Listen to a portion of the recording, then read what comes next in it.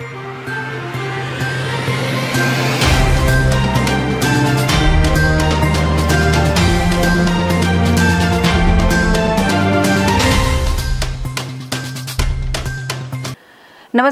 आप देख रहे हैं बस्तर की बात और आज हूं मैं आपके साथ गायत्री आचार्य। देश भर में कोरोना का नया वेरिएंट ओमिक्रॉन आ चुका है। बस्तर भी अब इससे अछूता नहीं रहा। इससे बचने का सबसे सुरक्षित उपाय है मास्क अनिवार्य रूप से लगाएं, 2 गज की दूरी बनाए रखें, घर पर ही रहें, ज्यादा जरूरी हो तभी घर से बाहर निकलें और जिन्हें वैक्सीन नहीं लगा है वे जरूर वैक्सीन लगवा लें। आप सभी दर्शकों से हमारी यही गुजारिश है। इन्हीं बातों के साथ आइए बढ़ते हैं हेडलाइंस की ओर। केबल व्यवसाय के आधार स्तंभ कहे जाने वाले अनिल त्रिपाठी का असमय निधन, शहर में शोक की लहर। नेता प्रतिपक्ष संजय पांडे ने लगाया आरोप, नगर निगम में बंदरबाट, जनहित की जगह ठेकेदार के हित में कार्य कर रहा निगम। और आईपी योजना के नाम पे छले गए बस्तर के युवाओं को न्याय दिलाने आम आदमी पार्टी ने किया कलेक्टर के विरुद्ध वर्चुअल प्रदर्शन। और अब खबरें विस्तार से। 2 दशक से ज्यादा समय केबल व्यवसाय से जुड़े और शहर के प्रतिष्ठित परिवार में जन्मे मृदुभाषी, विनम्र, समर्पित और ईमानदार व्यक्तित्व के धनी 50 वर्षीय अनिल त्रिपाठी का बीती रात 12 जनवरी को हैदराबाद के एक निजी अस्पताल में इलाज के दौरान दुखद निधन हो गया। विगत 6 वर्षों से वे ए विजन न्यूज नेटवर्क में भी एक संस्थापक के रूप में अपनी सक्रिय सहभागिता निभा रहे थे। अपने नम्र स्वभाव के कारण वे शहरवासियों के बीच काफी लोकप्रिय थे। शहर के लोगों के दिलों में उनके लिए एक खास जगह थी। स्वर्गीय अनिल त्रिपाठी के पिता कृषि विभाग में एक अधिकारी के रूप में कार्यरत थे और उनके भाई अरुण त्रिपाठी और राजेश त्रिपाठी एक व्यवसायी के रूप में शहर में अपनी सेवा दे रहे हैं। वे अपने पीछे पत्नी और 2 बच्चों, एक पुत्र और पुत्री समेत भरा पूरा परिवार छोड़ गए हैं। 13 जनवरी को शहर के मुक्तिधाम में उनका अंतिम संस्कार किया गया। उनके असमय निधन होने के कारण पूरा शहर शोक संतप्त है। ए विजन परिवार की ओर से उन्हें अश्रुपूरित श्रद्धांजलि। बस्तर जिले में कोविड का संक्रमण बढ़ने लगा है। संक्रमण की दर 4% तक पहुंच चुकी है। आम जनता से बस्तर कलेक्टर ने क्या अपील की है, आइए देखते हैं। नमस्कार। जैसा कि आपको विदित है, बस्तर ज़िले में भी लगातार कोविड के केसेस ज़्यादा सामने आ रहे हैं। आज 13 जनवरी है। आज हम देखें तो लगभग 40 से 50 केसेस हमारे ज़िले में रोज़ाना आ रहे हैं। एक हफ्ते पहले हमारा जब पॉजिटिविटी परसेंटेज 1% से भी कम था, वो आज बढ़ करके 4% के आसपास हो गया है। इसका मतलब ये है कि यदि हम 100 लोगों का रैंडमली जाँच करें तो उसमें से 4 से ज़्यादा लोगों को कोविड पॉजिटिव आने की प्रबल संभावना है। ये सब देखते हुए बहुत आवश्यक है कि हम लोग आवश्यक सावधानी बरतें, पब्लिक प्लेस में अनावश्यक रूप से ना जाएं। यदि जाना बहुत ज़रूरी भी है तो कम से कम समय के लिए जाएं, पूरे समय मास्क पहनें, लोगों से एक सामाजिक दूरी बना के रखें और समय समय पर अपना सैनिटाइज़र से हाथ साफ करते रहें। इसके अलावा बस्तर ज़िले में वैक्सीनेशन के लिए भी सभी लोगों का अच्छा सहयोग हमें प्राप्त हुआ है। बस्तर ज़िले में वैक्सीनेशन का दर भी बहुत अच्छा अभी पहुँच गया है, लेकिन कुछ लोग, विशेष रूप से शहरी आबादी के कुछ लोग, सेकेंड डोज के लिए सही समय पर सामने नहीं आ रहे हैं, जिसकी वजह से वैक्सीनेशन का दर थोड़ा कम दिख रहा है। मैं आपसे गुजारिश करूंगा कि जिन लोगों के भी वैक्सीन के डोज बचे हुए हैं वो लोग सामने आकर के वैक्सीन लगवाएं। साथ में जो फ्रंटलाइन वर्कर्स भी अभी बूस्टर डोज के लिए एलिजिबल हो गए हैं वो लोग भी अपनी वैक्सीन लगवाएं। और जो 15 से 18 वर्ष के हमारे बच्चे हैं उन लोगों से भी मैं निवेदन करूंगा कि सामने आकर के वैक्सीन लगाएं। हम देख रहे हैं कि इस कोरोना के दौर में जो केसेस आ रहे हैं अधिकतर माइल्ड सिम्टम्स के आ रहे हैं, ख़ास तौर पे जिन्होंने वैक्सीन लगाई है उनके लिए। इसको देखते हुए हमने कोविड कंट्रोल सेंटर्स भी अपने तैयार कर लिए हैं। बस्तर ज़िला प्रशासन की कोविड की इस वेव से निपटने की पूरी तरह से तैयारी हो चुकी है और लगातार जारी भी है। जितने भी लोग बस्तर ज़िले में बाहर से आ रहे हैं, चाहे वो रेल यात्रा करके आ रहे हों, हवाई यात्रा से आ रहे हों, बसों के माध्यम से आ रहे हों, सभी का अलग अलग जगहों पे, चाहे रेलवे स्टेशन है, एयरपोर्ट है या फिर जो हमारे जितने भी नाके हैं जो बॉर्डर एरियाज़ पे, वहाँ पर चेकिंग की जा रही है, उनके कॉन्टैक्ट ट्रेसिंग की जा रही है। मैं आपसे निवेदन यही करूँगा कि अपनी जागरूकता का परिचय हमें दें और यदि किसी प्रकार की भी दिक्कत आपको महसूस होती है, कोई भी सिम्टम आपको लगता है या किसी भी कोविड पॉजिटिव व्यक्ति के आप पास रहते हैं, उसके कांटेक्ट में आते हैं, तो अपना जांच ज़रूर कराएं। चांदनी चौक से लेकर के अलग अलग जितने स्वास्थ्य सेंटर्स हैं सभी जगह जांच हो रही हैं। उसके अलावा बस्तर ज़िले में जिन भी लोगों को होम आइसोलेशन का सुझाव दिया जा रहा है, उनसे मेरा निवेदन है कि आप होम आइसोलेशन के दरमियान घर से अनावश्यक बाहर ना निकलें। यदि ऐसा पाया जाता है तो आपके खिलाफ एफआईआर की भी कार्रवाई की जाएगी, क्योंकि आप अपने साथ साथ आसपास के लोगों की भी जान जोखिम में डाल रहे हैं। कोविड संबंधित कोई भी जानकारी या शिकायत या सुझाव देने के लिए हमारा 24 घंटे का जिले का कंट्रोल रूम 223122 आपके लिए अवेलेबल है। किसी भी तरह की सूचना आप वहां दे सकते हैं। साथ में बस्तर नोनी पोर्टल का भी आप लोग उपयोग करें और अपने सेहत का ख्याल रखें। आपका कलेक्टर रजत।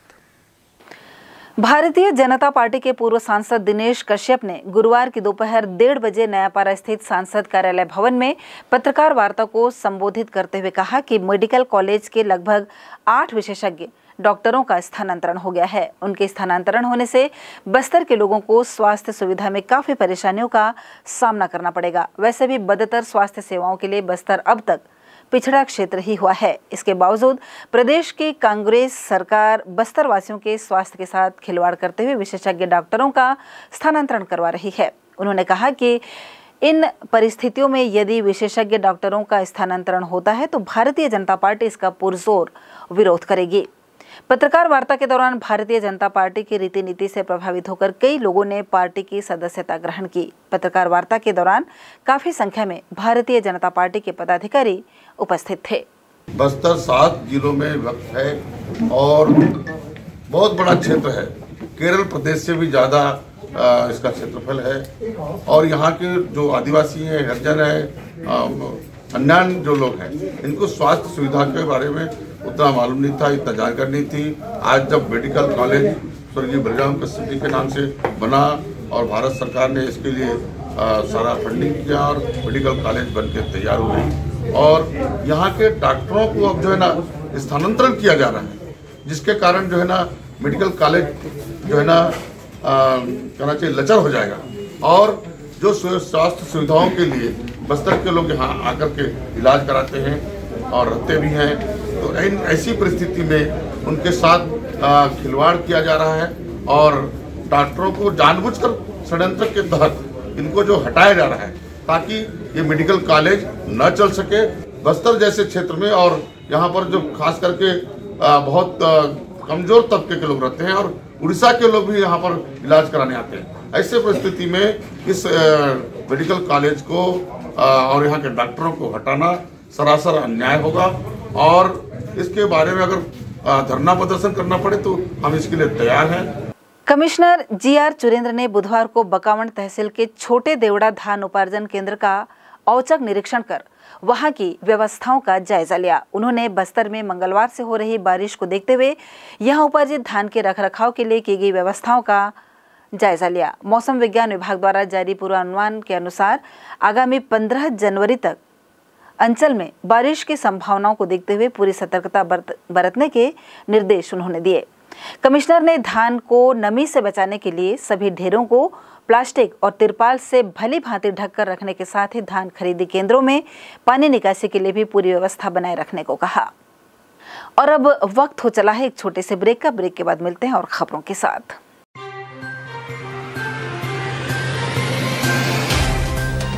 सफर जगतुगुड़ा से जगदलपुर का,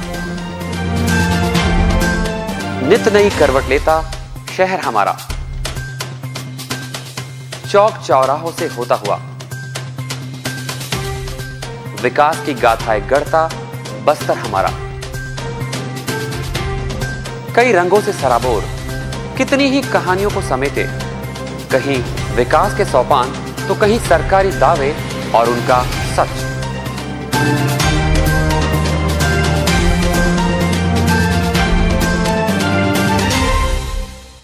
आतंक से दहलते जंगल, जमीन और जीवन, साहस और धैर्य से करवट लेती जिंदगी, राजनीति की चौसर के जाने अनजाने दांव, व्यवस्था की खूबी, कमी और खामी, खूबसूरत नजारे। अब होगी हर बात हमारे साथ, बस्तर की बात।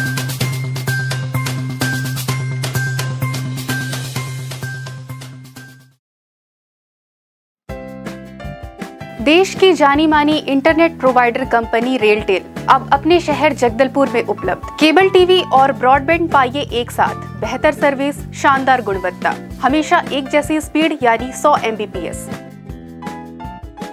लॉन्चिंग अवसर पर पाइए विशेष छूट, राज्य के शासकीय कर्मचारियों हेतु 10% की छूट, साथ ही रेलवे कर्मचारियों के लिए विशेष छूट का प्रावधान।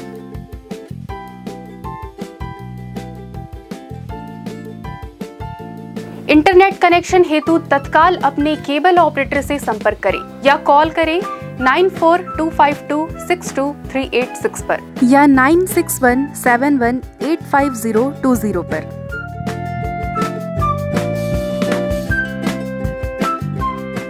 ब्रेक के बाद आपका स्वागत है। बस्तर की बात में अब बढ़ते हैं खबरों की ओर।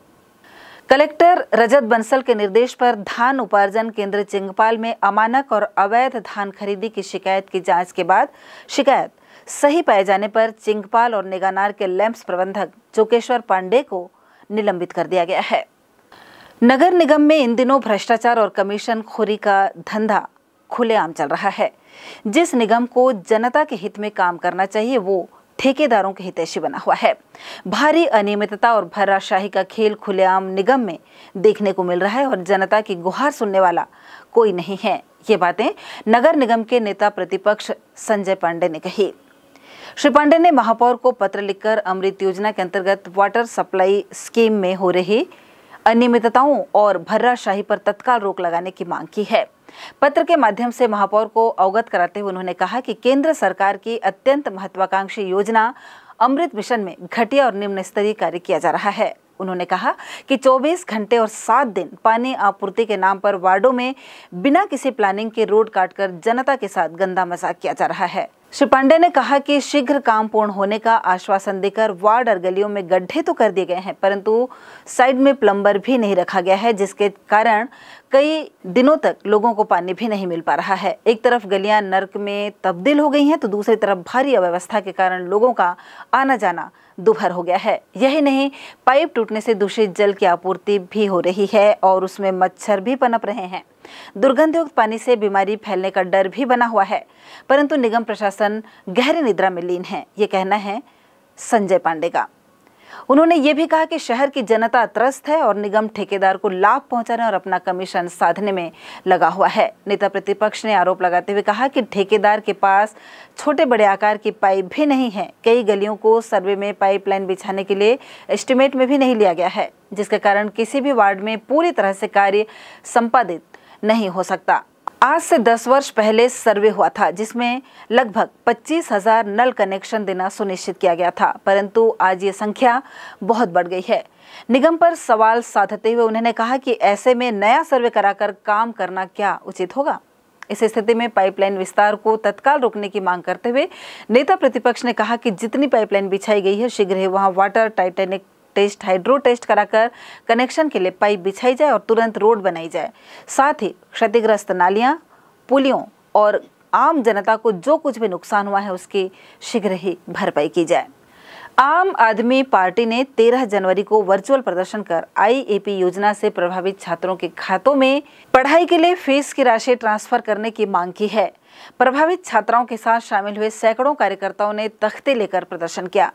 आम आदमी पार्टी जिला बस्तर द्वारा 2014-15 और 15-16 में IAP योजना अंतर्गत BSc नर्सिंग और GNM पाठ्यक्रम के लिए बस्तर के सैकड़ों छात्र छात्राओं की शुल्क माफी की मांग को लेकर कलेक्टर को ज्ञापन सौंपा। संभागायुक्त बस्तर को भी ध्यानाकर्षित करने के लिए और इनकी मांग पर कार्रवाई करने के लिए ज्ञापन सौंपा है। आम आदमी पार्टी की जिला अध्यक्ष तरुणा बेदरकर ने बताया कि IAP योजना के अंतर्गत BSc नर्सिंग और GNM पाठ्यक्रम के लिए छात्र छात्राओं को निःशुल्क प्रशिक्षण के लिए बस्तर जिले के सैकड़ों युवाओं को विभिन्न निजी नर्सिंग महाविद्यालयों में प्रवेश दिलाया गया था। तत्कालीन जिला कलेक्टर अमित कटारिया के कार्यकाल के दौरान इस योजना के तहत जिला प्रशासन द्वारा चयनित विद्यार्थियों की विभिन्न महाविद्यालयों को शुल्क देने की स्वीकृति भी दी गई थी। श्री कटारिया द्वारा इस प्रशिक्षण के बाद नौकरी तुरंत लगने की बात कही गई थी। उन्होंने कहा कि आम आदमी पार्टी पूर्णतः कोविड प्रोटोकॉल का सम्मान करती है और ऐसी महामारी में सरकार और प्रशासन के साथ खड़ी है, परंतु शासन प्रशासन द्वारा बस्तर के युवाओं के साथ शोषण आम आदमी पार्टी बर्दाश्त नहीं करेगी और कोरोना प्रोटोकॉल का बहाना बनाकर प्रशासन इनकी मांगों को दबा नहीं सकता। इसलिए आम आदमी पार्टी के बस्तर इकाई नर्सिंग के छात्रों को लेकर जिला कलेक्टर के खिलाफ मोर्चा खोलते हुए वर्चुअल प्रदर्शन किया गया। चलते चलते एक बार फिर से नजर डालते हैं आज की हेडलाइंस पर।